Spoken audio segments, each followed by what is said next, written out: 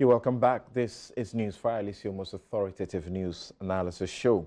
And today we started a little earlier because we are hoping to end the show by the time that the vetting begins in Parliament.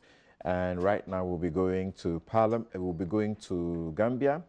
We have our correspondents and we have journalists in the Gambia who are on the line to help us understand the situation presently. Okay, so on the line we have Benjamin Tete. You know Benjamin Tete used to report for Joy. He's a Ghanaian journalist. He's based in the Senegal. And Modo Lamine Bayer. He's a journalist in Gambia with West Coast Radio. Gentlemen, good morning and welcome to Newsfile here in Ghana. Thank you very much. Right. Good morning. Yeah, great. Now, Modo, tell us what's the situation as we speak? Well, the situation late last night. No, Benjamin. Hello, Benjamin. Hold on. Let's hear Lamine, and then we'll come to you. Yes. Yeah, I was saying maybe Benjamin is happy with the good news.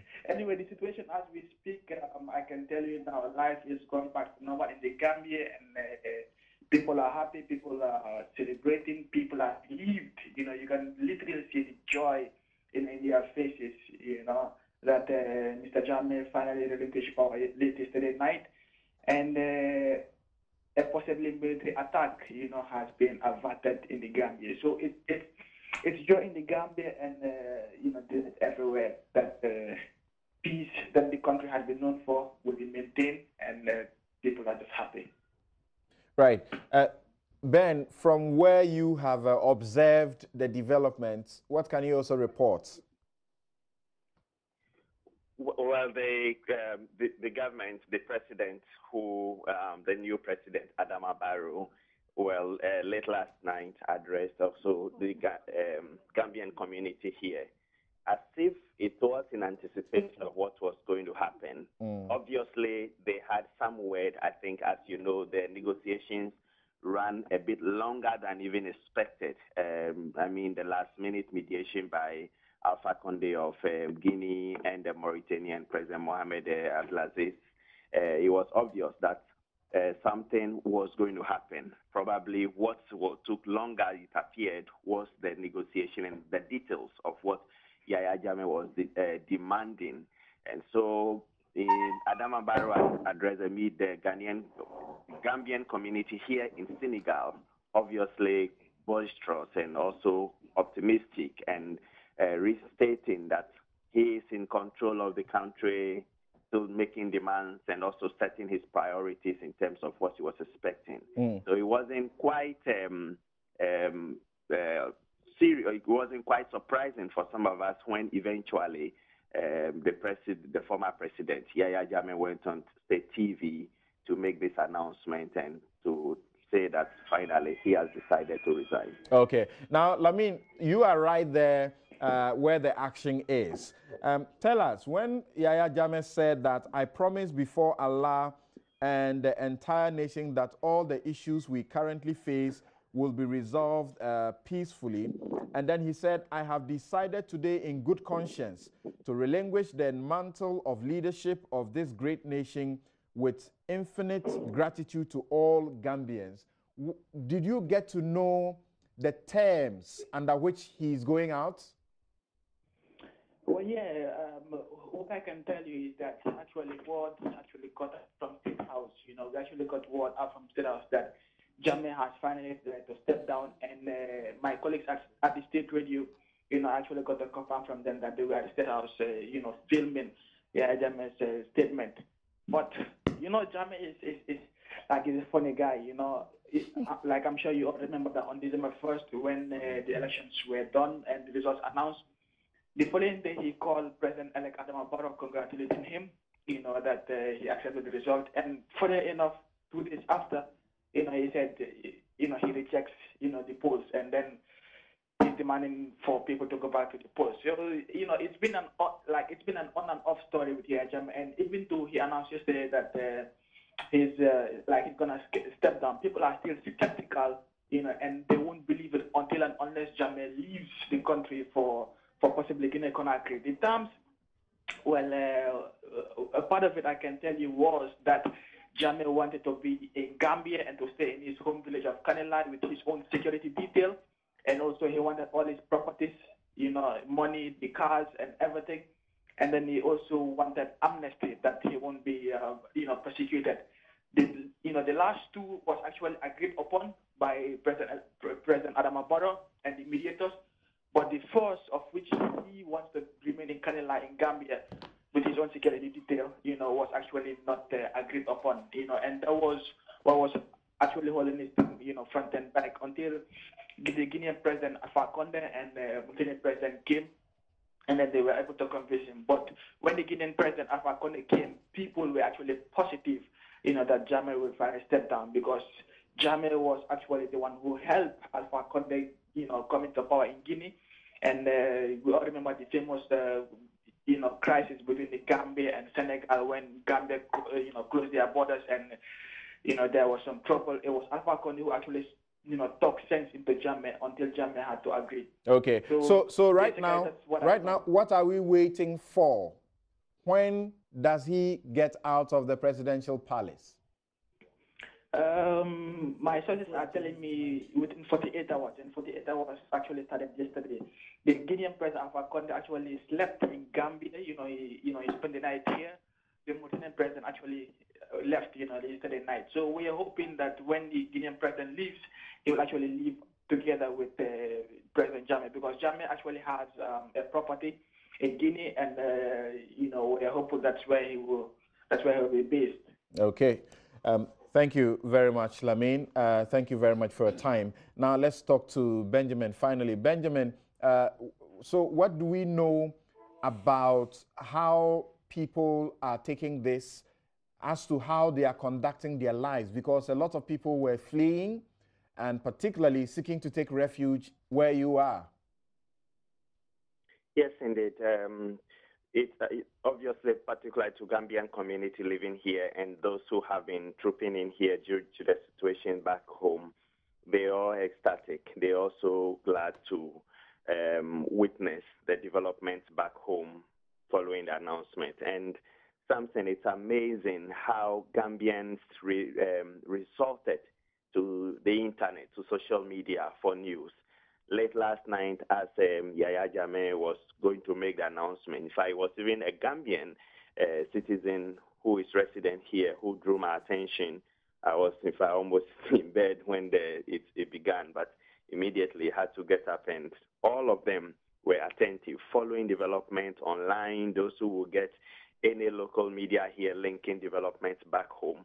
And so they are also much attentive. And obviously, since then, the comments that they've been pouring in so far is nothing more of sheer ecstasy for the fact that the long-serving President Yaya Jammeh is over. Maybe one more thing has to do with what next for the military intervention, Samson. I've been speaking with the military, the Senegalese military who are leading the assault on the Gambia.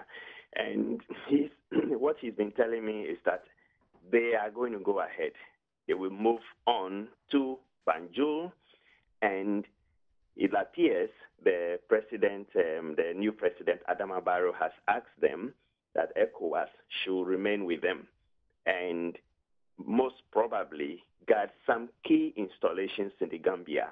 So it's not anytime, it doesn't look like the fact that Jammeh is stepping aside and he's probably moving out of the country, that wouldn't call off the ECOWAS special force that was gathered here in Senegal, which has so far entered into the Gambia. Interesting, They'll Ben. move toward.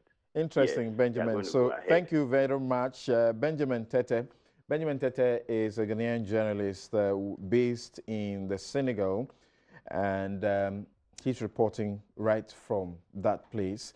And also, we spoke to Modo Lamine Baye. He is a Gambian journalist with West Coast Radio. Must be interesting news coming in now. Obviously, when we came in, before we could start the discussion, is it you that said, well, the Gambian issue is now moot or not? Okay, it was George. It was George. Yeah. On that one, let's start with Prof. Prof, what do you say about what is going on there now? And even though he himself, Yahya Jammeh, is promising to step down within 24 hours, as we are hearing, there's suspicion, there's mistrust because of what he did earlier, or perhaps something that he had done even earlier before then. We know that the UN is backing the ECOWAS decision because there's a Security Council resolution that says that they back what is going on. They recognize Adama Barrow and all. Then ECOWAS also recognizes Adama Barrow. What do you see? How do you see what is going on, and how should it be resolved? Well, thank you very much. Yahya Jammeh is clearly an unstable man with a deeply troubled ego. I'm sorry that I have to characterize him as such, but I think please don't be sorry. Well, for a head of state, the man is still in power. For a head of state, for a head of state, is he in power de jure or de facto? Whichever. You never know. Well, for all intents and purposes, the president of the Gambia is Adama Barrow, not Yahya Jammeh. But Yahya Jammeh is in power practically in terms of the office. So yes, de facto, but it is almost impossible at this point for him to command the troops. And if he commands, it is most unlikely that anyone would obey him. He's boxed in, not just a rejection by the Gambian people, but also the international community. This man has nice words to say today, expressing his infinite gratitude to all Gambians. But that's a nice pattern words. And I think that he's on his way out, it's evident. You ask, how is this to be resolved? I think it is to be resolved by him walking out or driving out of the Gambia with Alpha Conde, who has brokered this peace, or one of the people who have done so. It's impossible for him to do anything else. But I'm intrigued by the conditions that facilitated his exit. You know, when he demands that he wants to keep all his properties, you know, lawfully acquired, you know, unlawfully acquired, stolen, however he came by them. He wants his fleet of vehicles and all that is movable, basically to move with him. Of course, he wanted them moved to his village, so he could run. He wants to keep his security detail. Yes, and run a parallel state or government within the Gambia. It's a good thing that that condition was not. But all that is material. I think the people of Gambia can rise above it. They can reacquire for the republic all the things that he will take away. He will be taking away his troubles, and they will be keeping their peace. Doc, this is a man they have known, should I say, since independence, 22 years. And he's done some very good things too there as far as developing the place is concerned. If at this time it is agreed that he will be exempted from, he will not be handed over for prosecution or for whatever. Yes, and there's amnesty for him. Why shouldn't he stay in the Gambia? Well, first, let me say personally, I have no sympathy for Jammeh. All right. I mean, this is a man, it's because of his despotism that one of my closest friends has spent decades abroad in exile and couldn't return to her country of birth. So he's one man. I mean, this guy ran a murderous regime. I mean, Media Foundation for Israel can attest to that. Journalists were killed. I mean, you have no media freedom. This is a close authoritarian. He was the healer.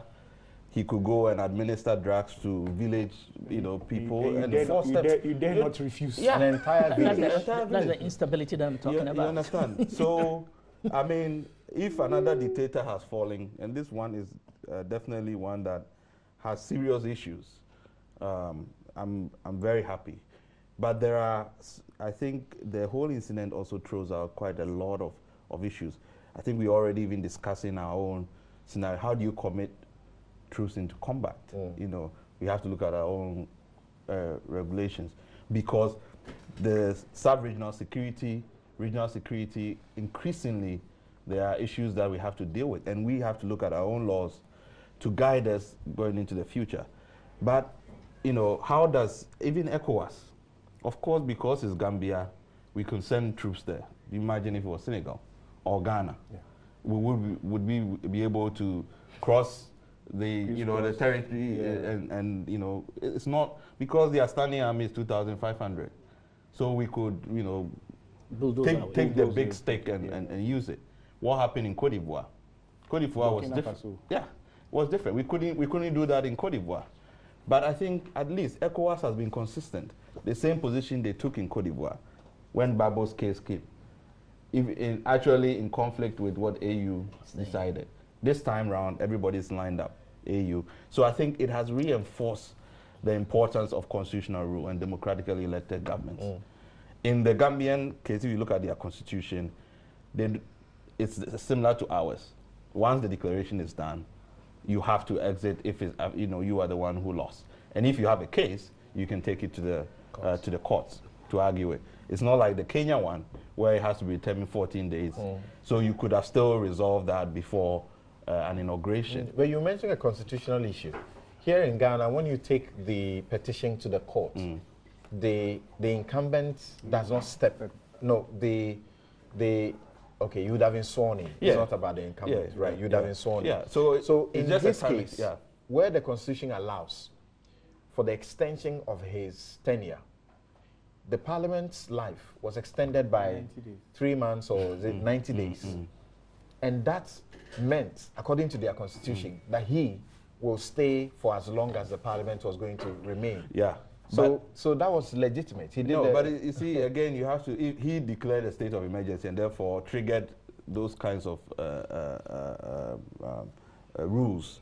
And so, if you already have an intention of trying to stay, and then you utilize the rules and create conditions to trigger that kind of action, then it's illegitimate. And so, I think within their own rules, what he should have done was, when the time came, he had to leave. But if he had a grievance, he should have applied to the court. A court that he keeps sacking the Supreme Court judges left and right. And nobody wanted to come and sit there because they know what the consequences are. So he had created a condition not to have any court to hear his own case. But I mean, I was raising questions about what things, I mean, for ECOWAS, I think going forward, there's a lot to learn. You know, with this standby force, how does it work? How do you trigger it? All of those things. Senegal is closer, so yes, they did that. But going forward, how we would do with another bigger country, even Nigeria, how would you do this? But for the Gambia, what is going to happen with the army? What's going to happen with the presidential guard, which is an elite force of his own ethnic group? And basically, that's what he wanted. He wanted to take the elite force to his village so that they can protect him there. All right? Whoever is coming in has to be able to dismantle years, decades of just, this kind of system that he's created. Jammehism. So it is going to be a challenge, and I think ECOWAS has to also support in that process to help them renew the institutions and reform the institutions. And then for us Ghanaians, we are thankful that it was resolved peacefully, because as we know, there are a lot of Ghanaians in the Gambia. Right. And he's got what he wanted, really, because we understand that when he accepted the results and congratulated Adama Barrow gave an interview and made comments that suggested that he was going to be a candidate for jail. And that may have informed the reason he changed his mind and said he was going to stay there. So now he's got it. He's got amnesty. So he's going. Why should there be any further impediments? And as we hear that the Senegalese army will still move in there. I think I agree with the two panelists that have commented on this issue. we thank God that at the end of the day, the Gambia has got peace. It's quite heartwarming to recognize the fact that ECHO was stuck to the treaty, the decision of the treaty, that ECOWAS didn't back down, and ECOWAS pushed through political means to make sure that the decision of the people of the Gambia was respected. I think the most important thing is that democracy has won for the people of Gambia. They have voted for change, and we pray to God that the new president will deliver on what the people of Gambia want. It could have been worse than what we have experienced. And indeed, you do recall that when we started, I was like, well, this discussion is moot because what we were all hoping for has happened. But it is the amount of disgrace, okay, that is splashed on his face now. There are certain people that throughout their lifetime, the president they have known is Yahya Jammeh. There are certain people that will have good memories of him, but I think that how he has managed this situation would mar the way that people would feel about him. And it's a lesson to all political leaders. The question I asked really I'm coming was to suggest to you perhaps yes, that he understood the consequences of simply handing over. Because if he simply handed over, even without Barrow making those suggestions, he would have been a candidate for jail. So the only way to get that protection was to do what he has done, and now he's had it. Amnesty. He's gone free. You see something, the will of the people cannot be hidden. Okay? You may have some false hopes. You may think that you'll be protected by some unseen forces. But the will of the people and the will of God cannot be compromised. I rest any more further comments. Pinochet. I mean, 20 years down the line. Exactly. Exactly.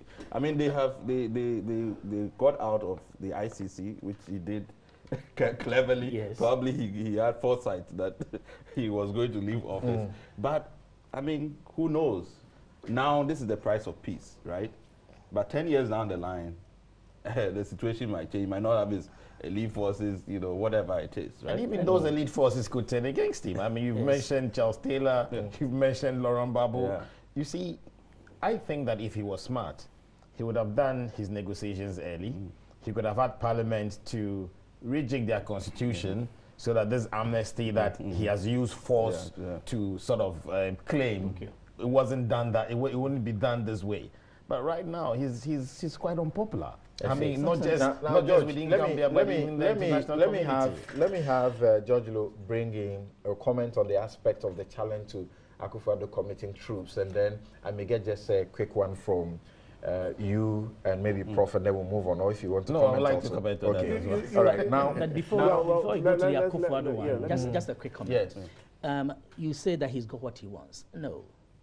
The man wanted to remain in the Gambia. I think that the greatest pain for such leaders is the pain of exclusion. You see, when you have been a monarch of all you survey and you are taken out, the exit is a forced exile. And it is that pain that he wanted to avoid. He may be legally protected and ensconced in another country, but in another country, he is not a monarch. And he's young. And he's young, and he's going to be away from that country. And on your screen, it's Adama Barrow, President Adama Barrow.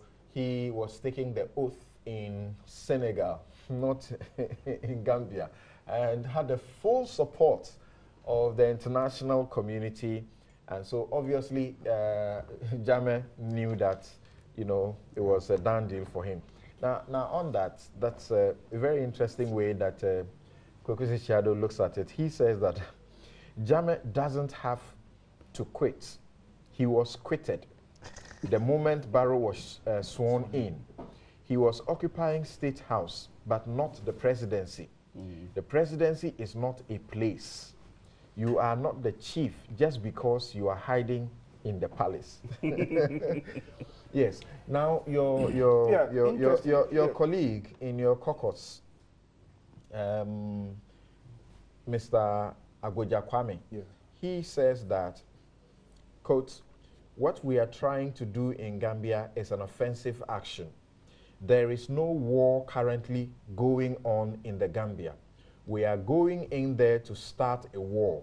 And I'm saying that it amounts to a declaration of war, and I think that the commander-in-chief needed to consult with the people's representatives in parliament before he could take this decision." And this was on the back of the president's statement that was issued confirming that the president, Nana Addo Dankwa Akufo-Addo, had committed 205 of Ghana's soldiers to the ECOWAS military operations there. Well, something, I think that before I even deal with this issue quickly, I just want, if you must understand what is happening in the Gambia, you should have been to the Gambia a couple of times, like I have done. And I've had the privilege of engaging them at the highest level, including the presidency and all. And it's amazing how events have overtaken Jammeh. He was in total control of that country. That sounds quite familiar. Yeah, I'm telling you that, look, even the hotel where that we picked up, you were not to say anything about the president because everybody serving in there, were made to understand, was from his native tribe or a family member. You can't go to a bar and have a drink and talk about the president. Somebody would pick up that. Yeah. So he was in that, and this was a man I saw on the streets of Gambia sharing biscuits and T-shirts, visiting farmers on their farm. I mean, it's amazing that within this short space of time, things have changed so much. And he was overtaken by events because if you're a person who, when you are on the streets of Gambia sharing biscuits, national television covers it 24 hours. So for him to have gone to the polls and have lost, I think that it was a major shock for him, and he was unprepared simply for the events that were to come. Okay. And that is what helped the whole situation. Let's try and end with this. Is there any constitutional basis for the suggestion that your friend is making? You see, I do not think that Kwame sought to say that I'm quoting articles so and so from the Constitution. Because there's none for him to quote. Because he, as a member of parliament, has opinions, has beliefs, has standards he thinks people must measure up to. And so when he comes out there to say that I thought the president should, he should also have answered pertinent questions. Was there a declaration of war? I don't know about that. Did we go there in the right manner? I think no. Not because some law has been broken. But you see something, what I was looking for from my president is not to ask Ghanaians to go and add up to some ECOWAS force. That is professional. I mean, we have done it. We always send people to Darfur and so that. I was really, really, really worried because for the second time, I thought my president had the opportunity to prove that where the Gambia is concerned, I will get it right this time. It was foreign minister, you know the problems that he had, the 40 Ghanaians that were murdered, and he never was able to resolve it till he left that portfolio. I thought that the first thing we should be thinking about was to have sent our troops to Ghana town to protect our 50,000 Ghanaian citizens there. I have been to Ghana town. I know the architecture of Ghana town. How is that possible? To send your troops to another country to protect? Yeah, because you see, America does it all the time. When you go in there, your preoccupation is you are protecting your citizens and you are giving them passage. The issues of Gambia were for Gambians to deal with. These were Ghanaians. These were Ghanaians who were residents in Gambia who earned a living out of fishing and other things. I thought that we should have been more interested in the first place in ensuring that, because look, but briefly on that issue. Yes. What we know the Americans and other countries do, as they have done in the Gambia, is to go evacuate their citizens. Yes. No, but not send troops to another jurisdiction. I am saying that whatever it is, our duty should have been first and foremost getting out or protecting us. So what you suggested was incorrect. It cannot happen. Well, I mean, whichever way you look at it. No, but it's a significant difference. It's a significant difference. So I can admit that maybe not sending troops per se but doing That whatever would it be took. to constitute an invasion. Yes, to protect the citizens of that country. And for me, that was key, and that was missing, and I wasn't too happy about that. Because, you see, the whole point about this Gambia thing was that we are lucky that some way, somehow, Prof is a criminologist, I know he has some psychology background and all that. If the Jammeh we are all thinking about is really the Jammeh, it fits the bill. It's a guy who could have just said, I'm not leaving, come and kill and full-blown war. How are we going to protect our citizens? By the time we got there, maybe some would have lost their lives. You mean our citizens would have been targeted because we are contributing troops? It could be anything. Okay. What I'm saying is that Okay. our first Right. duty, Okay. henceforth, Thank you. should be to the protection of our Thank you. citizens in Gambia. George is itching to have his take on this quickly. So let's hear you. Well, it's interesting the angle that my co-panelist George is coming from, because I believe that there was some circulation in the media that has suggested that His Excellency President Akufo-Addo had requested for President John Mahama to lead the Ghanaian delegation. So if George is coming to say that this is what should have done, this is what should have been done, then it probably suggests that even President John Mahama didn't agree with him. Now, there is. Can I land? Let's make that. Even the whole idea of even the whole idea of President Mahama going to Gambia as has been asked by Akufo-Addo, it's entirely not true. President Mahama was asked by the ECOWAS to continue his role that he started, and because he was there already, the president just said that okay. You know, confirm. Okay. It wasn't like the president asking him. But there's a fundamental, again, a critical difference. What happened? So was he there to represent his interests or Ghana's interests, so that when Akufo-Addo takes over, Akufo-Addo doesn't have the right to say say that because you're going to represent this country, I am the one to determine whether you go or you don't. No. You see, what it is not even determination. What happened was really okay. I agree. And let him go and act. But that is crucial. That agreement is crucial. It's okay. It is a determination. That agreement is crucial. I think we should realize from President Akufo-Addo's style that he's a different kind of leader. That's right. Okay. As to whether he was there before or whatever it is, the fact that President Akufo-Addo recognized that President Mahama could play a role, and he gave him a role to play, should be something that we should recognize and accept as Ghanaians.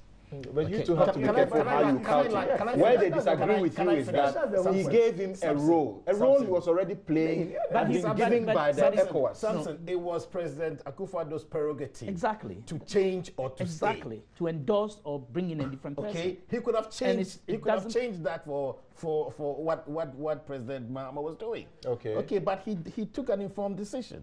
Okay, now the level of intel that you and I have would necessarily not be the level of intel that President Akufo-Addo has. As to what time to evacuate Ghanaian troops from the Gambia would be informed by a certain level of intelligence.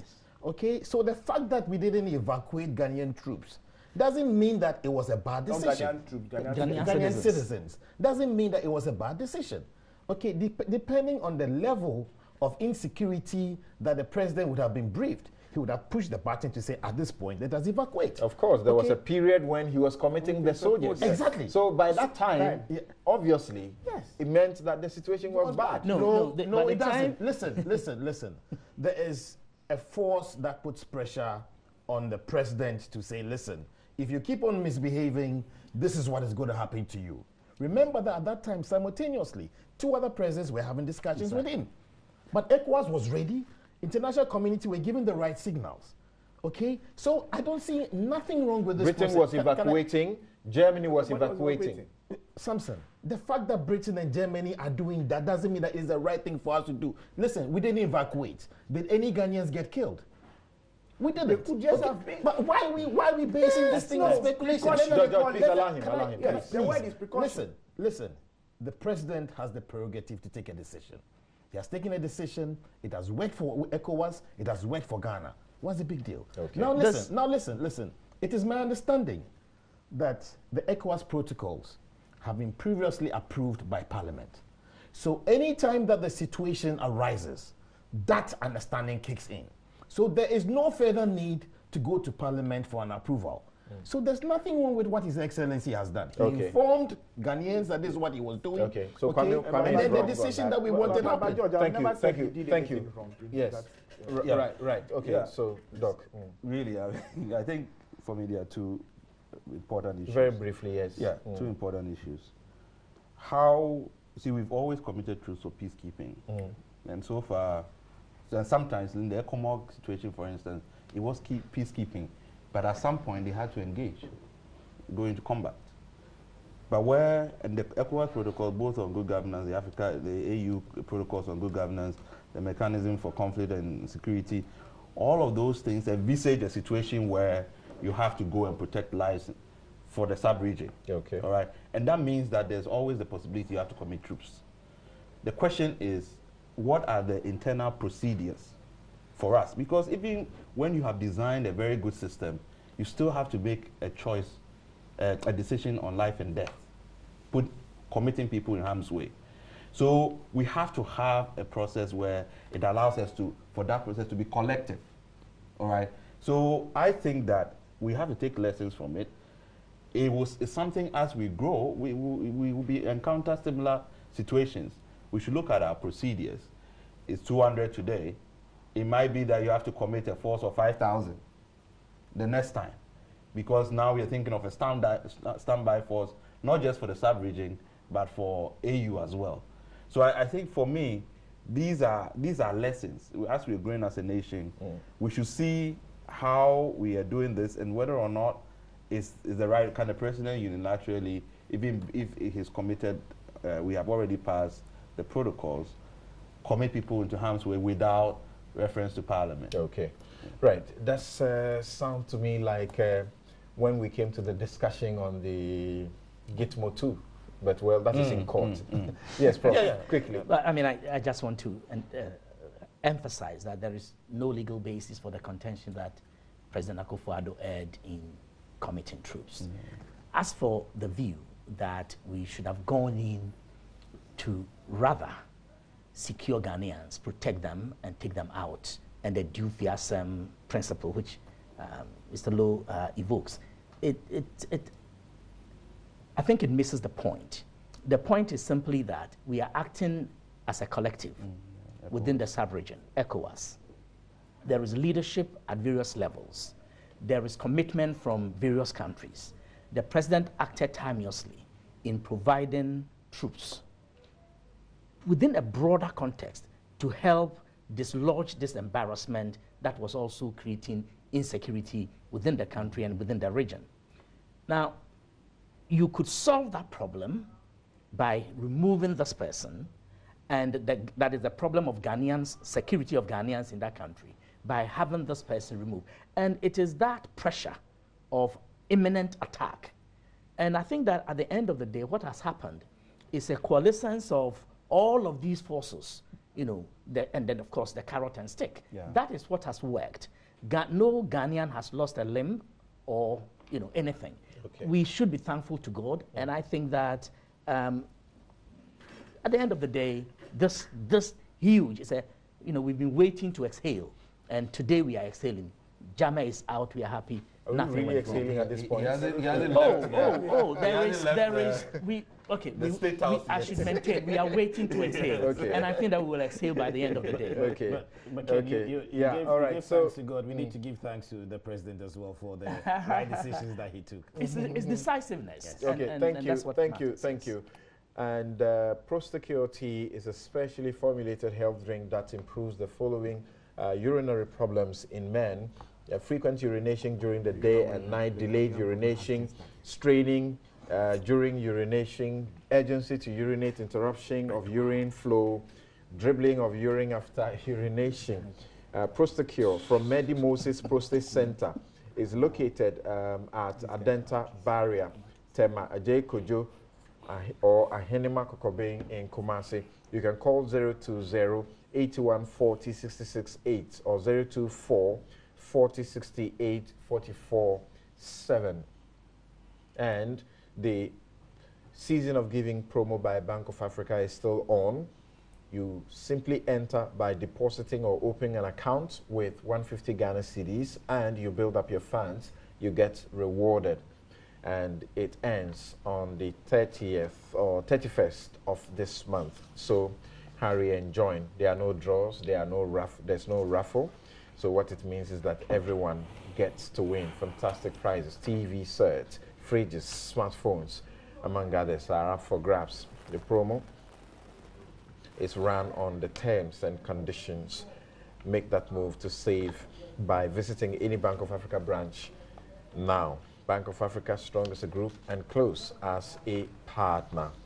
And also, if you're looking for the fastest internet, I keep telling you where to go is MTN 4G. But once again, if you want to enjoy Facebook and you want to enjoy it for free and all the videos for free, then you need to hook on to MTN free after one. MTN free after one. Pay only for the first minute of your call on MTN free after one and enjoy free Facebook for the rest of the day. This is how to do it. You dial *315 hash to sign up. Terms and conditions apply. MTN, everywhere you go.